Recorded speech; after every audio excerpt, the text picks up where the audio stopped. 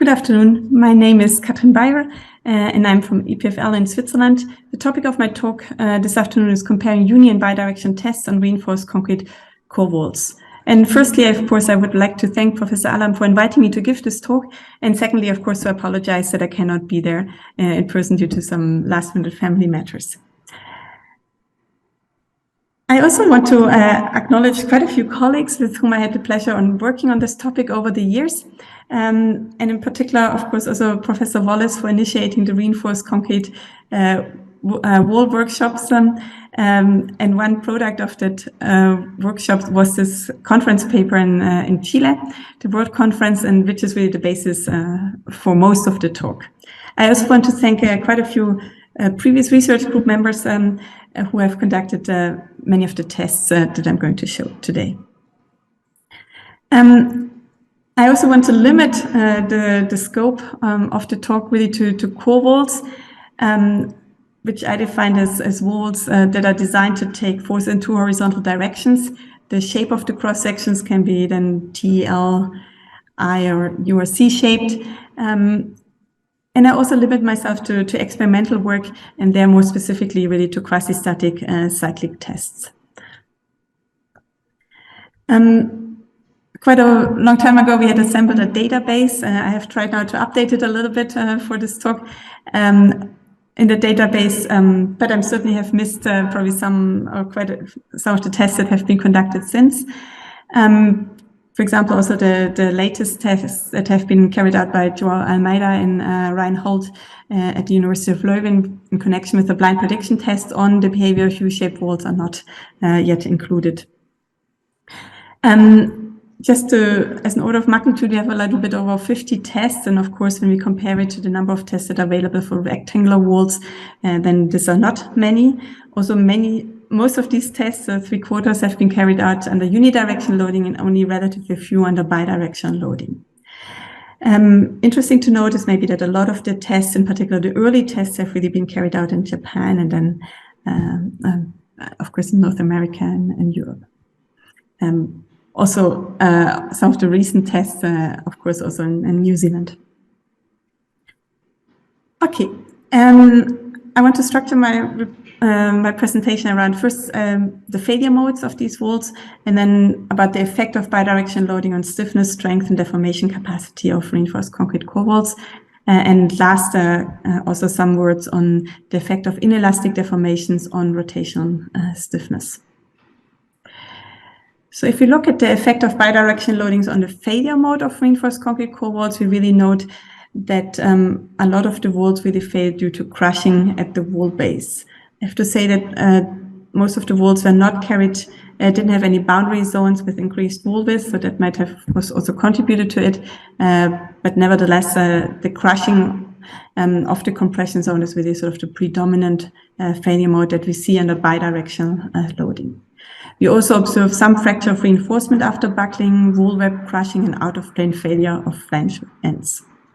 Not observed, though this might have been expected, is really the fracture of the shear reinforcement. It's probably also due to the fact, of course, that the tests were mainly carried out in sort of capacity designs of modern reinforced concrete walls. Another thing that we might have expected is really sort of the distress of the web and flange intersections. However, this may be less than we would have expected, and really only in tests that did not include slabs, but also in that case it wasn't really critical, though it really has probably increased the shear lag. We also see later the effect of that distress on the position of the shear center.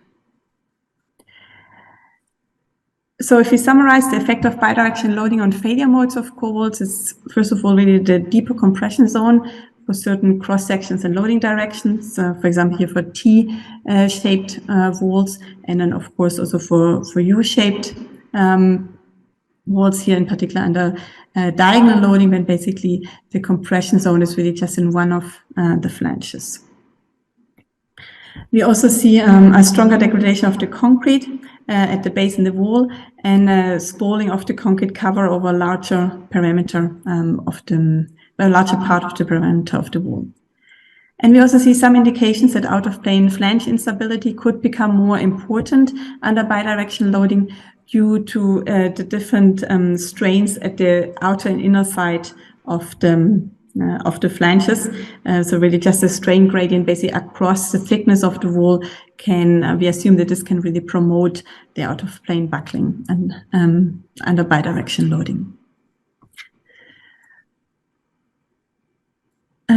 So now I really would like to go through some of the tests that have been carried out under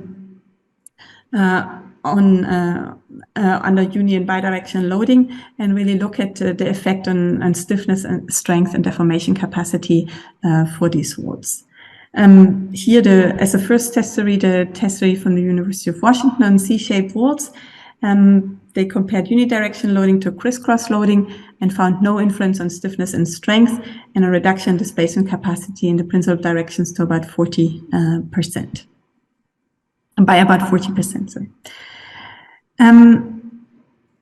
They also very interesting looked recently at the components of this deformation, where components of the deformation capacity, and found that under bidirectional loading, really the base rotation and the base slip is increased when compared to unidirectional loading. So these are the first two plots. In the third one, they also changed the axial load. One of the very first tests that compared with the uni and bidirectional loading for U-shaped walls or C-shaped walls are the tests from ISPRA. There they really tested one wall due to with unidirectional loading parallel to the flanges, another one parallel to the web, and then the third one really with that sort of cloverleaf pattern. And they found that the cloverleaf pattern has basically no influence on the stiffness and the strength if the wall is loaded from the origin to the peak displacement. So this is basically what corresponds to the crisscross loading with bidirectional loading. However, in the cloverleaf, in the second loop, basically, when you don't load from directly from the origin to the peak, but sort of do a loop, then the stiffness and the strength is reduced, which can really be related to the partial unloading of some of the reinforcement bars.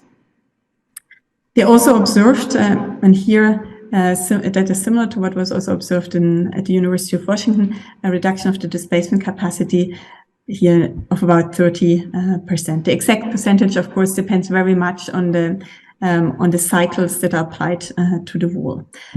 So here it would be the increase from 2% to 3%, and then there's of course immediately quite a significant reduction in drift capacity. Okay. Similar effects of the loading of the load path, so whether it's you load directly from the origin to the peak, or you load with basically some some loop. That is also something that I observed in the test that I carried out in U-shaped walls during my PhD. If we come back to the comparison between uni and bidirectional tests, we also looked at some T-shaped sections, and here we also observed a reduction in drift capacity of about 20%. Overall, I had the impression that the effect of the bidirectional loading here was smaller, probably because also the flange was relatively smaller. That could be potentially one reason. So basically the second dimension was you're not really meant to be designed to take forces in that direction. So it's not really strictly a core wall here. So for this reason, here also a short detour to rectangular walls, because at the University of Canterbury, they've done an interesting test campaign comparing different loading protocols on rectangular walls. They also found that there is basically no noticeable effect on the in-plane stiffness and strength, but again, a 20% reduction in displacement capacity for cloverleaf loading. And they attributed to earlier concrete spalling and crushing and bar buckling. So if we sum up the effects on the displacement capacity, then we can see overall basically a reduction in displacement capacity in the principal directions if under bidirectional loading. However, if we count, of course, the loading in the diagonal direction, so basically if we sum up the displacements in x and y direction for bidirectional loading, then in fact, if you take that SRSS measure, basically, then the drift capacity is in fact not reduced under bidirectional loading. So it's really only if you basically project it on the principal directions. Okay, and with that, I really want to come to the last topic. This is the effect of the load path in the end on the rotational stiffness. And this is really it's based on the experimental tests that I had done during my PhD. However, it's only very recently that together with Reinhold, we really looked at that experimental data from these tests. And we look at so in these tests, I had, of course, loaded applied some displacement loading in which I had really restrained the rotation of the wall head, like it is done really in most of the tests that have been published in the literature on such walls. However, then at some certain instances, so I also applied a small twist to the wall head, and that was really quite just a small rotation, really just there to determine basically rotational stiffness of the wall. And not really to apply any additional large inelastic deformations under rotational loading. So I had done that, in fact, at 2 displacement ductilities at cycles with displacement ductility of 1 and 4. And so basically here we can then see what is the influence on a translational loading on the rotational stiffness. But before I come to that, I really want to also quickly discuss the position of the shear center from the cycles that we applied parallel to the web. So when we apply the cycles parallel to the web, so that's here the blue arrow shown, in order to restrain the rotation of the U-shaped wall section, of course, we have to apply with the 2 other horizontal actuators a moment to restrain the rotation. And in fact, we can see that this torsional moment that is necessary to restrain the rotation reduces with increasing displacement ductility demand on the wall section. And from that, we can basically calculate the position of the shear center that we have. We know that for an elastic cross section, of course, the shear center lies well behind the web.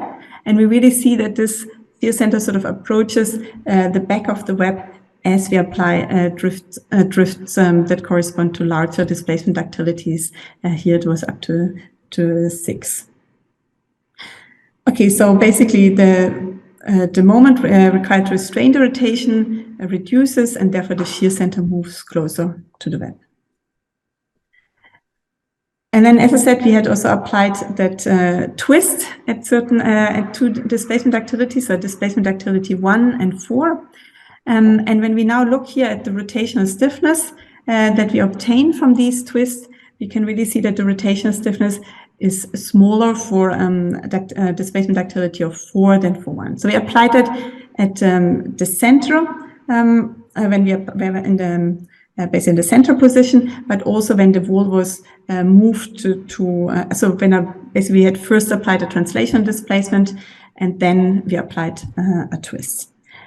And we really see that basically the rotational stiffness reduces very similar to the translational stiffness. And this is, of course, not unexpected. It can really be associated to the opening of the cracks in the various parts of the flanges. And flanges and the web, of course. Okay. So with that, I really, at the end of my talk, I just want to sum up again the findings that we find when we compare reinforced concrete, the behavior of reinforced concrete walls that are subjected to bidirectional loading to that of walls that are subjected to unidirectional loading. With regard to the failure modes, we really see that we have predominantly crushing due to deeper compression zones and a stronger degradation of the concrete, also due to the bidirectional loading.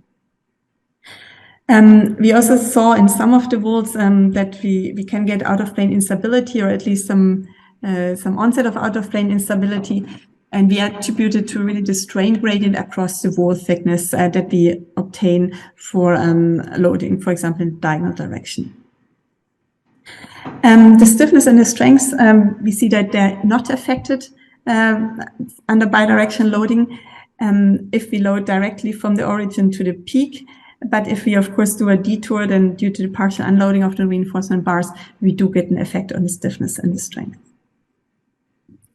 This seems to be particularly relevant, of course, with the two directions of the walls, as 2 dimensions of the walls in horizontal directions are similar. For the displacement capacity, we saw that under bidirectional loading, we do get a reduction in displacement capacities in the principal directions. However, as I said, if we count it in the diagonal direction, so if we add the 2 principal directions together, then we don't see a reduction in displacement capacities. And last, of course, we looked at the torsional stiffness of these U-shaped walls, and we see that it reduces really similar to translational stiffness. This due to the damage that is caused by the displacements, and we also saw that it affects the position of the shear center. So the larger, basically, the damage to the wall, to the different wall sections, the more the shear center tends to move towards the web. And with that, I'm really at the end of my presentation. I thank you for your attention, and again, apologies that I couldn't be there in person.